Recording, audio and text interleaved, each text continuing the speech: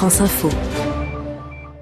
C'est un personnage présenté souvent comme controversé, sulfureux, souvent en fait par des gens qui n'ont pas vraiment lu ses livres.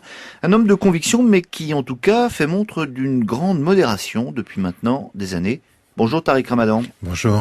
Universitaire, professeur d'études islamiques contemporaines à Oxford. Merci d'être dans ce studio. Vous publiez un livre important dans les jours qui viennent, Être occidental et musulman aujourd'hui. C'est aux éditions Presse du Châtelet. Mais d'abord, évidemment, un mot sur cette actualité immédiate, cette crise des migrants qui secoue l'Europe. Est-ce que vous comprenez cette majorité de Français qui déclarent ne pas vouloir accueillir plus de migrants, qui sont pour la plupart des musulmans ? Je le comprends à partir de la peur, je ne peux pas le soutenir à partir de la raison. Je pense qu'à partir d'un certain moment, au-delà de nos peurs, il faut qu'on en revienne au principe. Il y a un principe de solidarité humaine, il y a un principe universel de droits humains, et puis il y a aussi qu'il ne faut pas simplement que nous regardions les conséquences. Il y a des causes à ces guerres, il y a aussi nos responsabilités. Donc nous avons des responsabilités politiques, nous avons des responsabilités humaines, et mon appel à tous les pays européens, mais pas simplement les pays européens.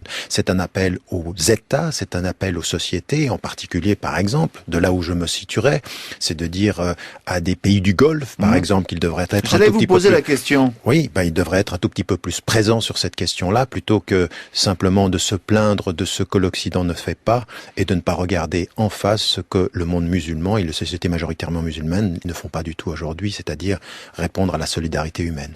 Vous parlez de peur. Par quoi est-elle nourrie, cette peur ?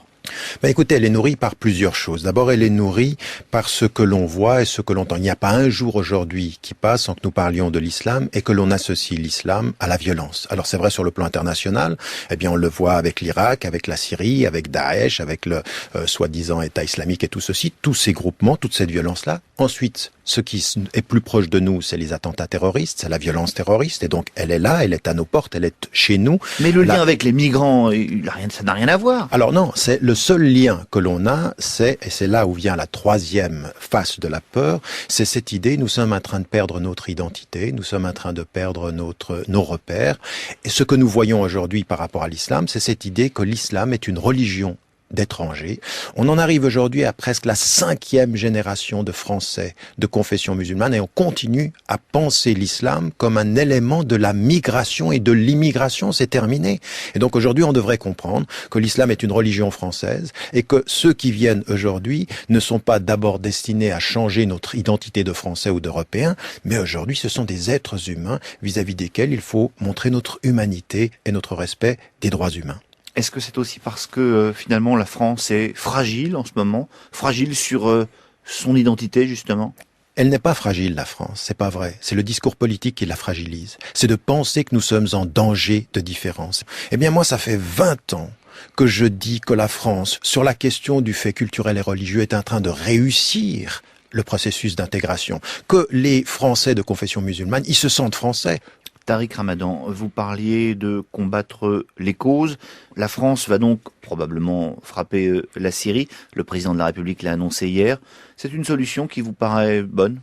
Prendre position par rapport à ce qui se passe en Syrie, il le fallait déjà bien avant. On a laissé pourrir la situation, on l'a laissé pourrir en Irak et on l'a laissé pourrir en Syrie. Maintenant, c'est beaucoup plus large que simplement intervenir. On va pas résoudre la question de la migration et des réfugiés simplement de cette façon-là. J'ai entendu le président hier dire que Bachar el-Assad devait partir. Ça fait longtemps qu'on l'entend.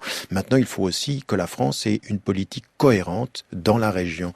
Il y a des moments où dans le courage, il faut aller vers la solution politique et faire en sorte que le massacre de la population civile en Syrie aujourd'hui, que la division en Irak, elle cesse. Et la France doit faire beaucoup plus simplement que d'envoyer des avions de reconnaissance ou d'intervenir simplement par les airs. Il y a une politique... Intervenir au sol, donc ? Non, intervenir au sol, moi je ne suis pas dans le registre militaire. Je pense que c'est une politique beaucoup plus forte qu'il faut. En fait, ce que nous voyons en Europe, c'est que nous sommes dans un ordre dispersé sur la question des réfugiés et sur la question du traitement politique au Moyen-Orient, et ça ne nous donne aucune solution, ni pour les raisons, les causes, ni pour les conséquences. Tariq Ramadan, invité d'un Monde d'idées toute la journée. On se retrouve tout à l'heure.